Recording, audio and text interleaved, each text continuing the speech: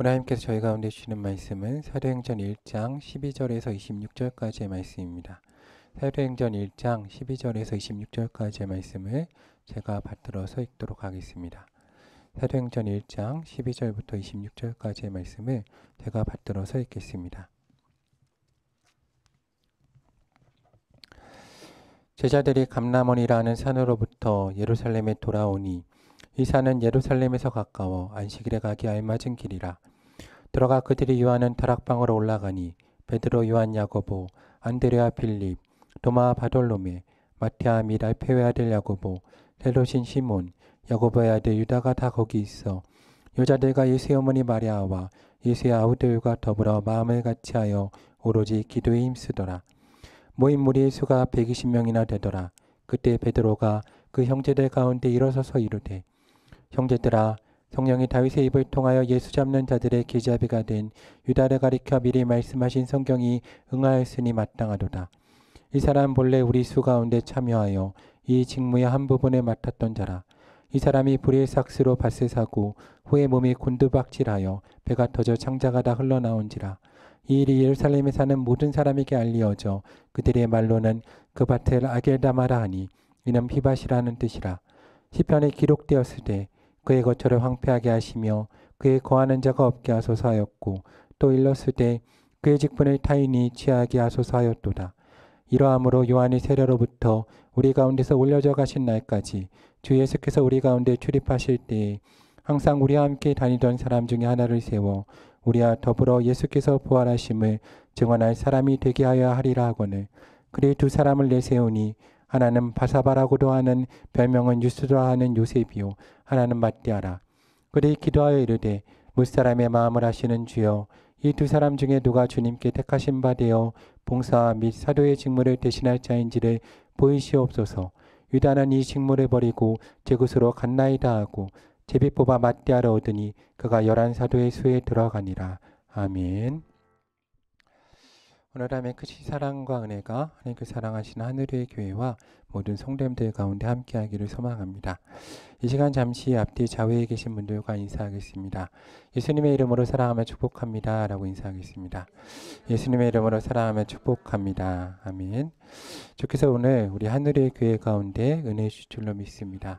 또 우리 성도님들 가운데 위로와 평안을 허락하시고 오늘 하루를 온전히 하나님께서 받아주심을 믿습니다. 제가 어릴 때 상당히 좀 몸이 안 좋아서 어릴 때 한 7살 때까지 한 7년 정도 병원 생활을 한 적이 있습니다. 얼마 전에 이제 학교에 저희 아이들이 갔는데 비가 와가지고 우산을 갖다 주러 갔는데 예전 생각이 약간 났습니다. 예전에 제가 어릴 때 병원 생활 한 7년 정도 할 때 이제 저희 가정과 집안에 좀 어려운 시기가 있었습니다. 저희 친척들 가운데도 좀 어려운 시기가 있었는데 저희 아버지께서 이제 형제들이 많으신데 저희 아버지의 형님이신 저에게 큰아버지가 되시는 분이 제가 한 4살, 5살 때쯤에 이제 돌아가셨습니다. 근데 딸이 둘이 있었는데 이제 저희 큰어머니가 이제 그 어린 자녀를 돌보셔야 돼서 생업 전선에 뛰어드셨습니다. 그래서 이제 저희 친척이죠. 저희 여동생이거든요. 같은 나이인데 제가 친척이라서 오빠라고 부르라고 한참 싸웠습니다. 그 기억이 있는데 그 둘이 저희 집에 와서 생활을 했습니다. 근데 그러다 보니까 저는 항상 이제 병원에 가 있었는데 병원에 가서 와보면 저희 집에 이제 친척 동생들이 와 있는 겁니다.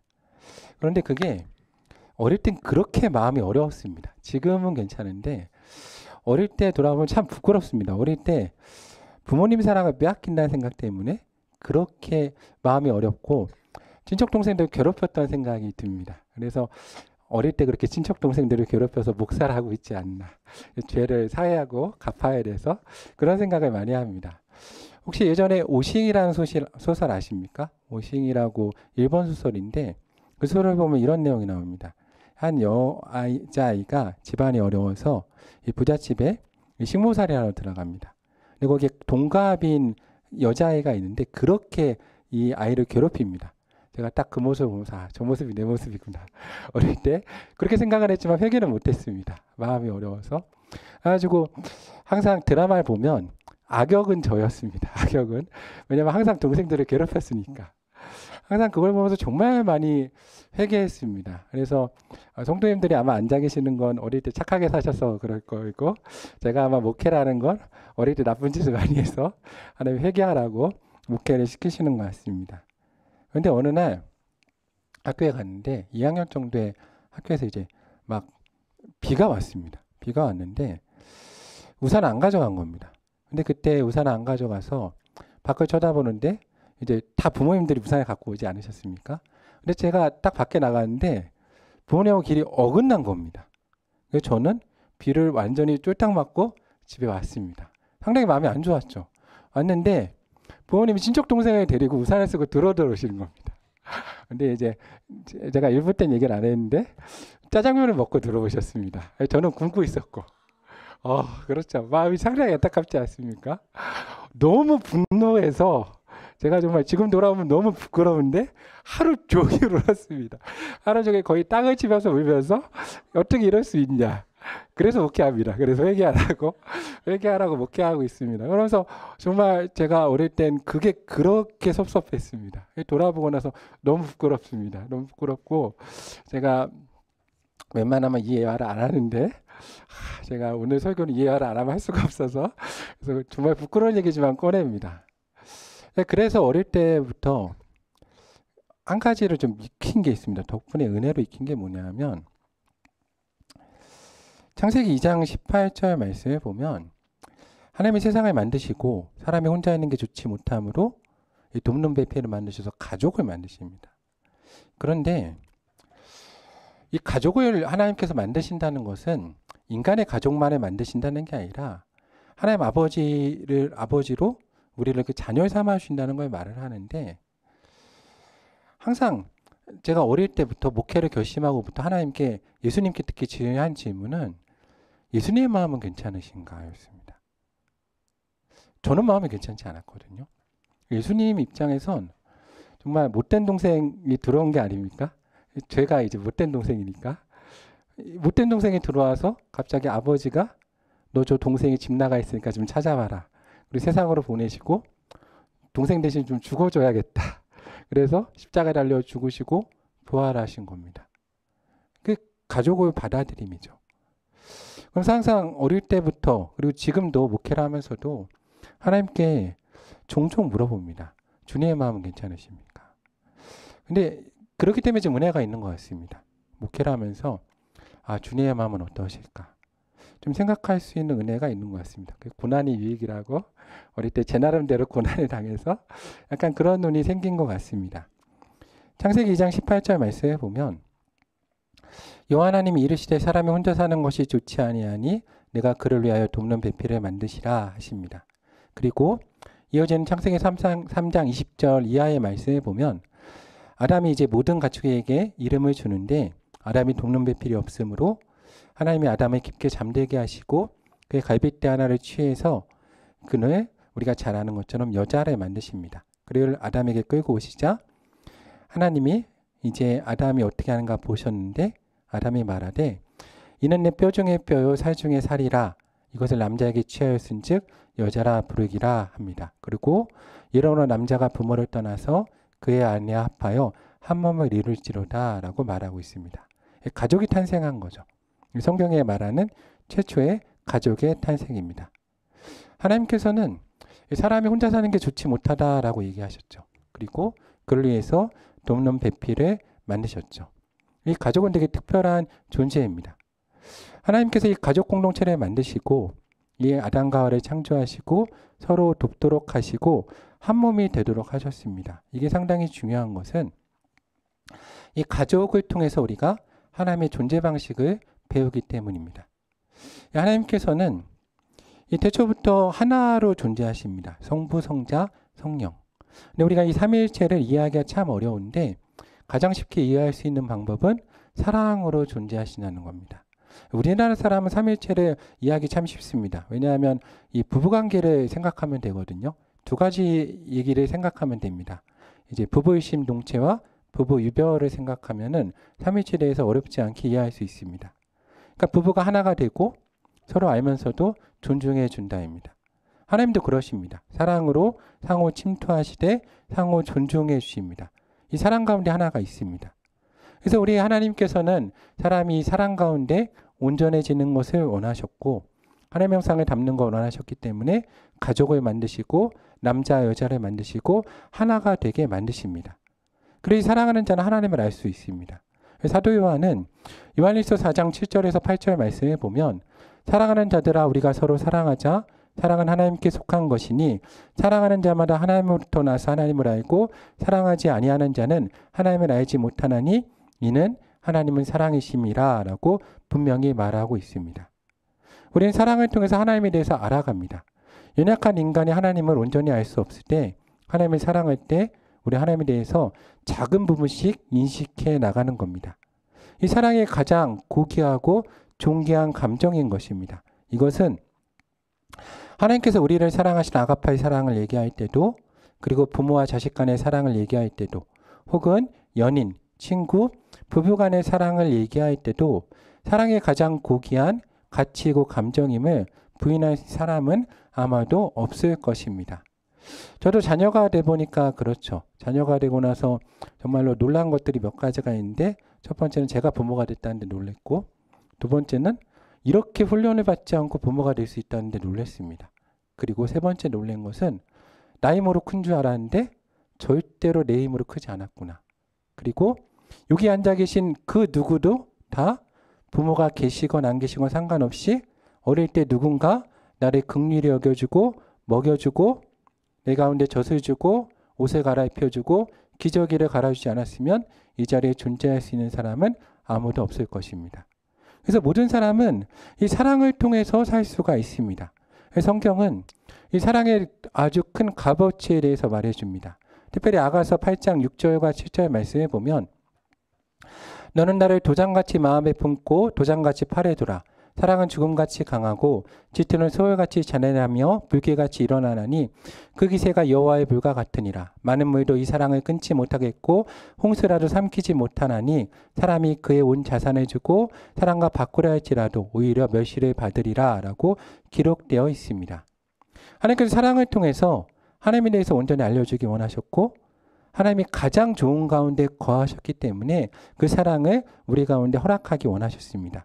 그래서 가장 먼저 허락하신 공동체가 바로 사랑의 공동체입니다. 그래서 우리는 가족 공동체를 통해서 하나님의 사랑을 경험해가고 그리고 하나님의 사랑 가운데 서로 도우며 우리의 부족한 부분들을 채워나가기 시작합니다. 그런데 이 가족 공동체를 만들 때에도 저는 이 성경을 읽으면서도 한번 생각해 봅니다. 어릴 때부터 신학을 하고 목회 준비할 때부터 하나님이 가족 공동체를 만드셨는데 그럼 하나님께는 가족 공동체가 없었습니까? 있었습니다. 그렇죠? 왜냐하면 하나님은 아버지시고 그의 아들 독생자 예수 그리스도께서 계셨기 때문입니다. 성령 하나님께서 함께 하셨죠. 근데 그럼에도 하나님이 가족 공동체를 만드신 겁니다. 우리가 더 넓게 생각해서 하나님이 가족 공동체를 만드신 부분을 생각한다면 제가 앞에 나누었듯이 성자 예수 그리스도께서 하나님의 아버지를 닮아 또 동일하게 하나님으로 사랑으로 존재하고 받아들여 주심이 없었다면 우리는 하나님의 가족 공동체에 들어갈 수 없었을 것입니다. 그래서 저는 목회를 하면서 종종 우리가 너무나 당연하게 하나님은 우리를 사랑하셔야 되고 우리를 배려하셔야 되고 당연히 다 받아주셔야 된다라고 생각하지만 저는 제가 목회를 하면서 살아보니까 이 세상에 당연한 건 아무것도 없습니다. 하나님께서 예수님께서 배려해 주시고 참아 주셨기 때문에 허락된 것입니다. 우리 성부께서 성자께서 이것을 우리 가운데 허락해 주시고 배려해 주시지 않으면 우리가 하나님을 아버지라고 부를 수 없었을 것입니다.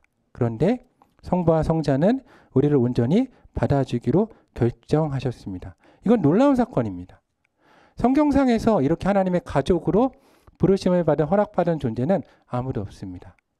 성경에는 끊임없이 그렇기 때문에 우리를 대적하고 우리를 고발하는 존재가 있다라고 이야기합니다. 그게 누구입니까? 바로 사탄입니다. 마귀죠. 그 때문에 우리가 죄악을 지었을 때 가장 먼저 공격받은 공동체는 바로 가족 공동체입니다. 그래서 하나님을 닮은 공동체가 깨어지는 역사가 일어나게 되죠. 이 가족 공동체의 가장 중요한 점은 서로 닮아간다는 겁니다. 저도 가끔 깜짝 놀라는데 저희 가운데 자녀가 셋이 있는데 첫째, 둘째, 셋째가 좋은 점도 닮고 안 닮은 점도 너무 많이 닮아가지고 깜짝 놀랍니다. 그냥 유전자 검사하지 않아도 그냥 내 아들이구나, 내 딸이구나 압니다. 너무 닮았거든요. 닮아갑니다. 그럼 하나님을 닮은 공동체는 어떻게 해야 되겠습니까? 우리가 아버지를 하나님이라 아버지라 부르기 때문에 하나님을 닮아야 됩니다. 근데 죄를 지은 인간은 어떻습니까? 하나님을 닮지 않습니다. 누구 닮았습니까? 사탄을 닮았습니다.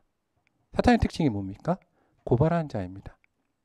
제가 평일에 사역을 마치고 들어가면 집에 저희 세 아들이, 세 자녀가 뛰어나옵니다. 이제 중학생, 이제 초등학교 2학년, 4살인데 똑같이 뛰어나서 셋째부터 하는 말이 있습니다. 말도 잘 못하면 손가락질 하면서 뭐라 그럽니까? 나보다 큰 존재가 나를 괴롭혔다라고 어떻게 합니까? 그렇게 가르쳐주지 않았는데 고발합니다. 누구 닮아서 그런지. 저를 닮았겠죠? 그렇죠. 근데 하나님을 닮으면 우리는 그렇게 고발하는 존재가 아닙니다. 하나님 감싸주는 존재죠. 근데 그렇게 배우지도 않았는데 고발합니다. 죄를 지은 인간의 특징이죠. 그래서 인간이 선악과를 따먹고 가장 먼저 한 게 무엇입니까? 하나님이 하와를 허락하셨을 때 분명히 아담은 보면서 내 뼈 중에 뼈요, 살 중에 살이다. 이름까지 하와라고 지어주고서 죄를 딱 지니까 뭐라고 합니까? 하나님 죄 때문이에요 라고 하고 정확히 선 딱 그어서 뼈 중에 뼈가 아니라 하나님이 주신 자가, 그리고 이름도 부르지 않고 저 여자가 나중에 어떻게 감당하려고 그렇게 말을 합니다. 참 인간의 참 연약함과 참 부족함 아닙니까? 바로 가정이 깨어집니다. 고발 때문으로 인해서. 그리고 깨어진 가정은 또 유전되죠. 그래서 바로 이어지는 그의 자녀 가인과 아벨이, 그 위로 나온 아벨을 가인이 쳐 죽임으로 인해서 또 사탄의 특징이 무엇입니까? 하나님은 끊임없이 합해지는 영이시고 하나가 되는데 사탄은 끊임없이 분리하는 영입니다. 그래서 가인은 그의 가족으로부터 분리되어 떠돌고 유리하는 존재가 되게 됩니다. 참 안타까운 사건이죠. 하나님께서 그렇게 사랑으로 우리를 하나로 만드셨건만 오늘 예수님께서 그렇게 참아주심으로 우리의 가족 공동체를 받아주셨건만 우리 인간은 분리되는 존재가 되고 고발하는 존재가 된 것입니다. 이것을 보시고 하나님의 아들이신 주 예수 그리스도께서 결단을 하십니다. 어떤 결단을 하십니까? 그 가족 공동체를 회복하기로 결단을 하십니다. 그래서 이 땅에 오십니다. 그분이 누구시냐면 바로 주 예수 그리스도이십니다. 이건 정말 대단한 사건입니다. 만약에 여러분이 하나님의 아들인데 아버지께서 여러분에게 저 집 나간 아들 찾아오라고 내보내시고 가서 죽어야 한다라고 말씀하시면 순종할 수 있겠습니까? 저는 제가 인간되기 때문에 이건 정말 대단한 역사라고 생각합니다. 근데 예수님은 그렇게 살고자 순종하십니다. 그리고 온전한 가족을 회복하기 위해서 인간의 모습으로 이 땅에 오십니다. 그런데 예수님께서 이 땅에서 경험한 육신의 가족도 우리의 가족과 크게 다르지 않았습니다. 하나님의 사랑의 모습도 가지고 있었지만 동시에 인간적인 모습도 가지고 있었죠.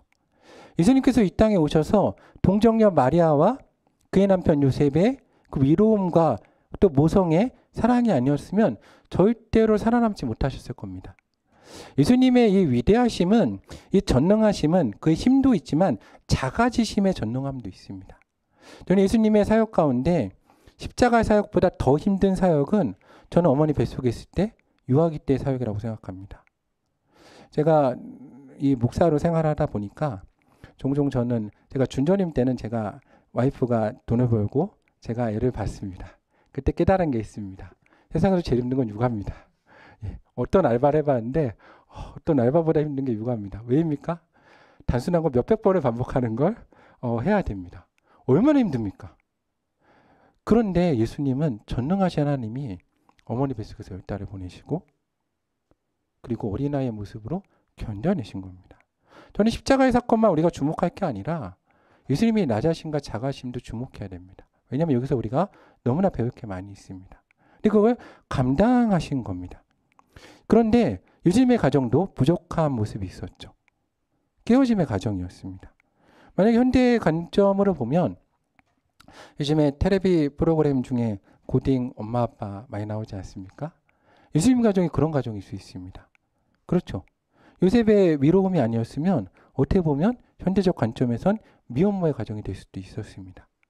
그런데 예수님은 태어나셨죠. 근데 예수님의 가정도 그 가정사를 보면 그 아버지 요셉이 일찍 돌아가셨음을 알 수 있습니다. 이후에 요셉 이야기 나오지 않거든요. 예수님이 목사로서 그 일을 감당하셨습니다. 그런데 예수님과 형제들의 사이는 그렇게 좋지만 않았습니다. 성경을 보면 당연하지 않았겠습니까?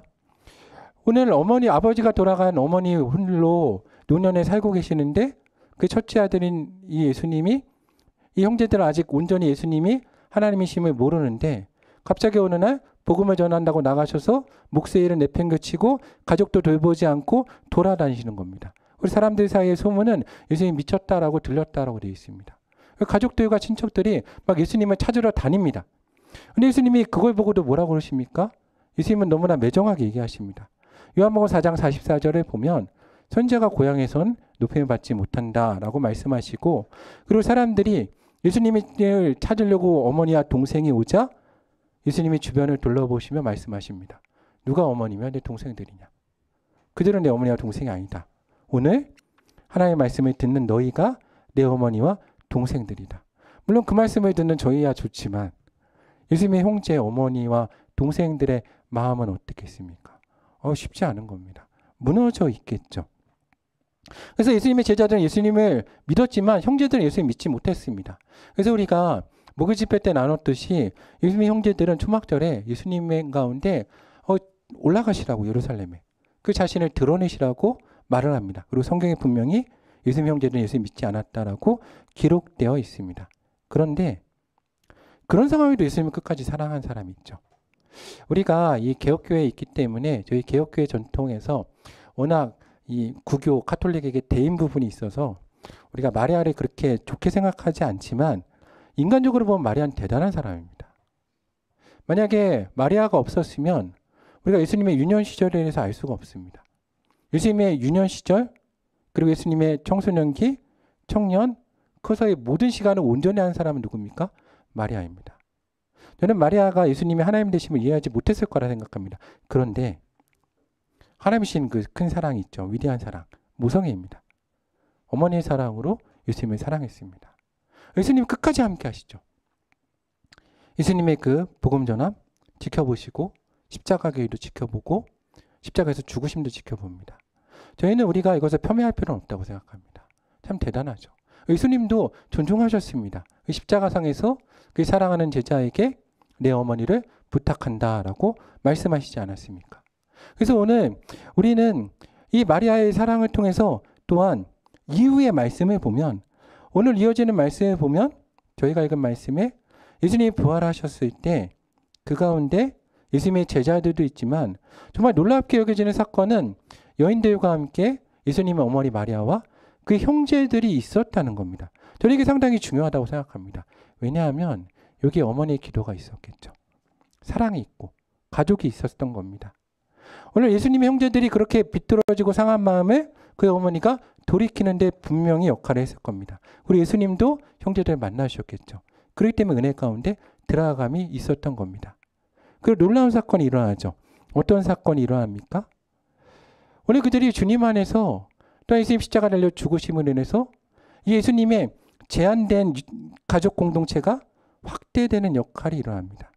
그래서 그들이 오늘 성경을 보면 이 성경의 사복음서 내내 우리가 볼 수 있는 것은 무엇인가 하면 예수님과 제자들이 서로 그렇게 견지하고 다른 생각을 가지고 서로 하나 되지 못했던 이 공동체가 하나로 묶이는 것을 봅니다. 바로 하나님 아버지의 소망을 따라서 하나의 가정 공동체를 이루게 되는 거죠. 그래서 오늘 이어지는 성경 말씀을 보면 이 사건 이후에 아직 이때는 성령 하나님께서 임하시기 전입니다. 그런데 성령님이 임하시기 전에도 예수님의 제자들과 사람들은 마음이 더불어서 하나가 되었습니다. 어떻게 그럴 수 있습니까?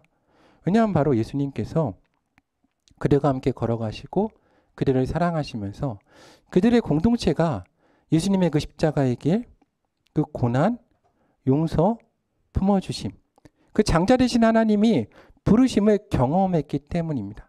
그 공동체가 함께 십자가의 길을 경험했기 때문에 그들이 주님 안에서 새로운 가족 공동체를 이룰 수 있었던 것입니다.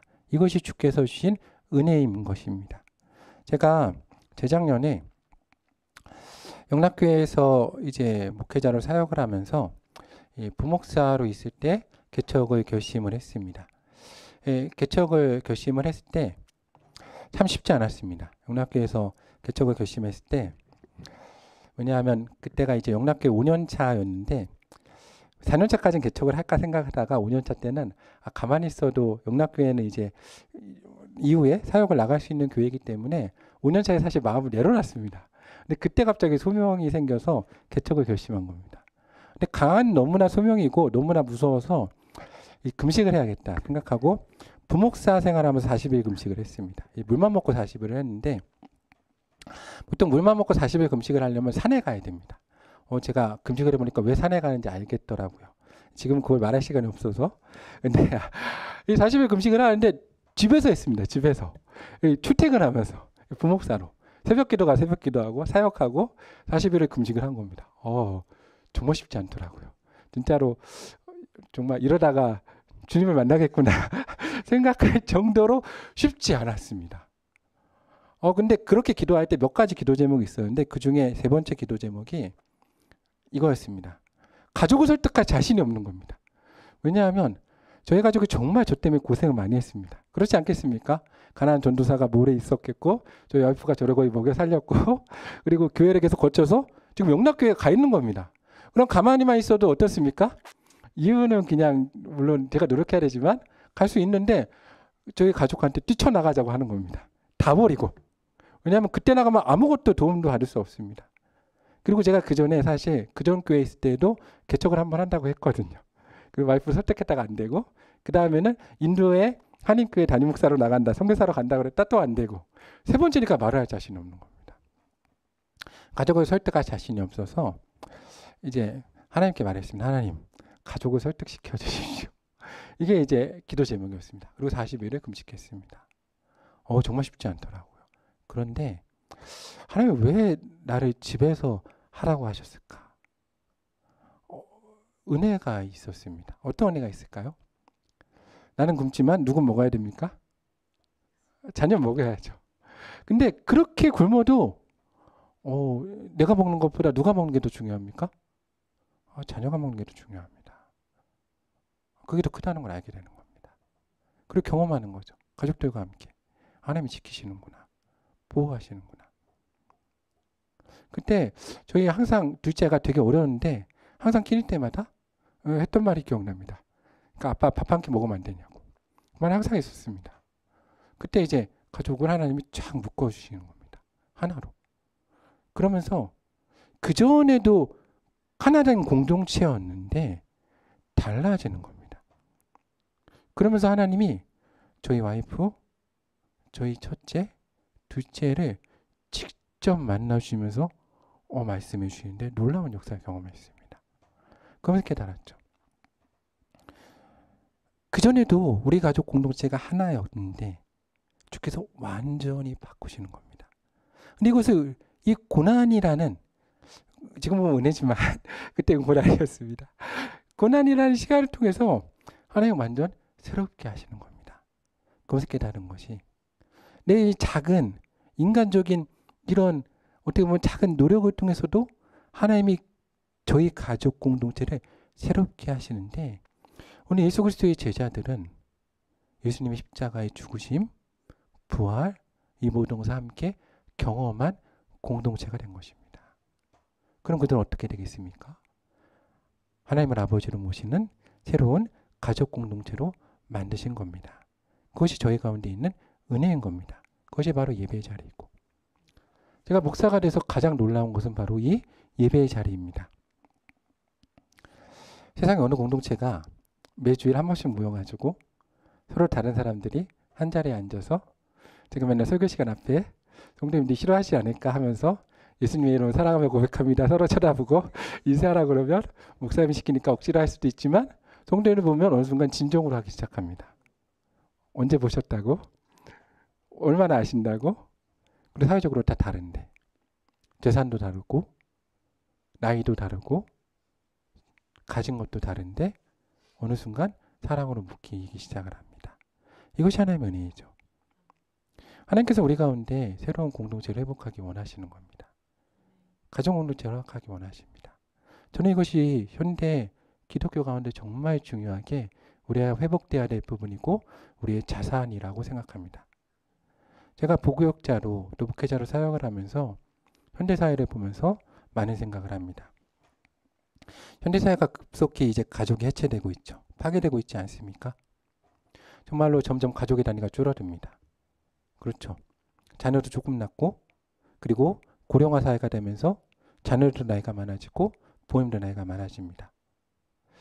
그러면서 한번 생각해 봅니다. 제가 영락교회 사역을 할 때 영락교회 담임 목사님 김우성 목사님께서 기도를 하시다가 어느 순간부터 이런 기도를 꼭 하시는 겁니다. 식사 때마다 부격자하고 식사를 하면 이 기도를 꼭 하십니다. 하나님 오늘 성도들의 식탁이 부실하지 않게 해주십시오 라고 늘 기도를 하시는 겁니다. 그래서 제가 되게 인상 깊다라고 생각했는데 부격자들이 모였을 때 그 얘기를 하시는 겁니다.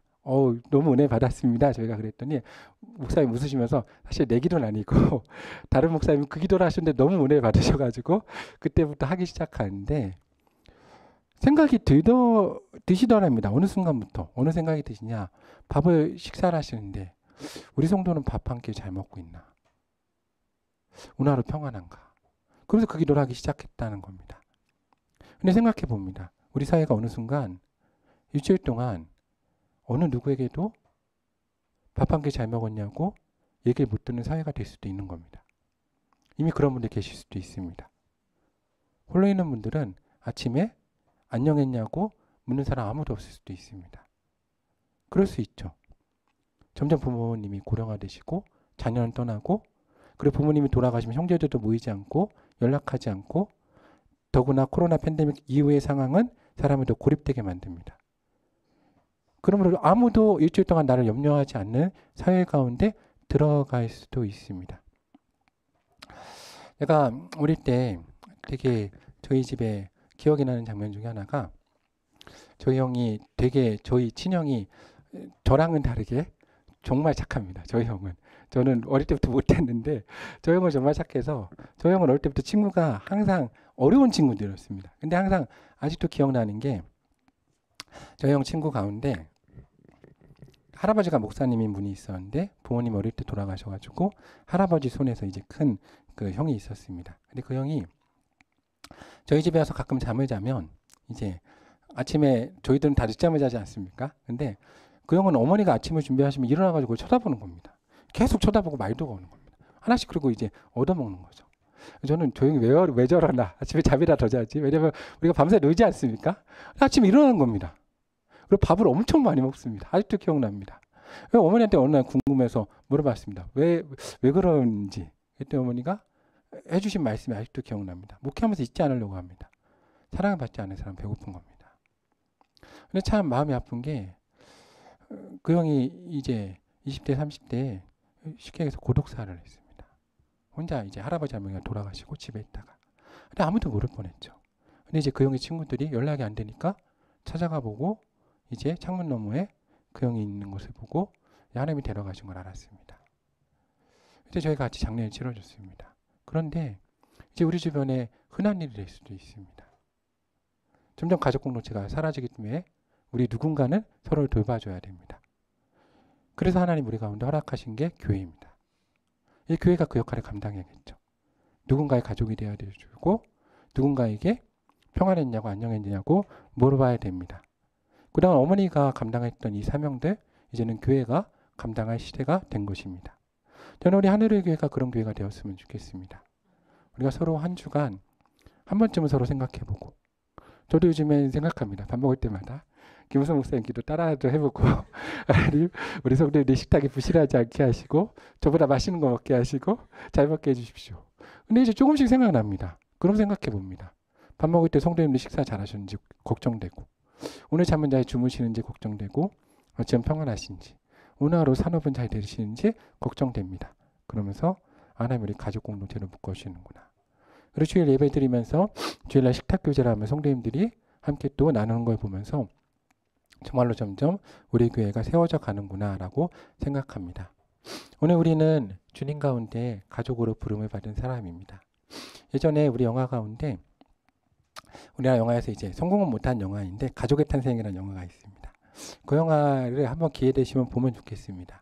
제가 청소년 사역을 하고 어린이 사역을 하다 보니까 요즘에 가끔 제가 학부 때 장로신학대학교 학부 신학과를 나왔는데 학부 수업 중에 그 어린이 이제 설교 수업이 있었는데 그 설교 수업에서 교수님이 내준 숙제가 서점에 가서 어린이 동화책을 200권 읽고 오라고 그러셔서 정말로 가서 200권 읽었습니다. 근데 그때부터 이제 시간 되면 이제 동화책 읽습니다. 혹시 요즘 어린이 동화책 읽어보셨나요? 서점 가서?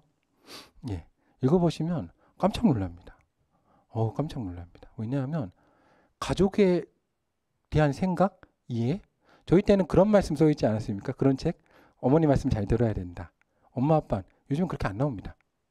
그렇게 안 나옵니다. 왜냐하면 깨어진 거적이 너무나 많기 때문에. 그렇게 안 나옵니다.